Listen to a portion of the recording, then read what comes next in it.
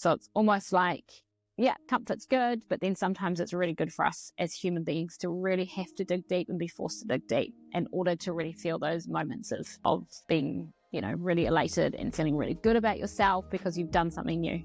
Yeah, it gives you a point of reference as well. Like if you've gone through some really bad shit, then when you finally get out the other side, it feels much sweeter because you've got this point of reference where you know how bad it could have been and you know how far you've come to get to where you've got to. The journey itself has been pretty tough. Like you've had to go through some hard shit to get there, but getting out the other side, you appreciate it so much more, knowing where you've come from. So yeah, look, I think in order to appreciate the really good times, you do actually have to experience some pretty nasty ones. And it's not always about like lows. It's not about experiencing lows per se, but it's more about putting yourself out of your comfort zone. That's where the growth happens. That's where, people often talk about the best things in life are on the other side of fear, and we can maybe talk about fear later on. But I think fear and hard work, they sort of go together as a pair as well, because hard work is scary. Doing something that feels totally counterintuitive is scary and it is hard. But often when you do those things, that's where you end up with the most satisfaction, where you end up feeling good. And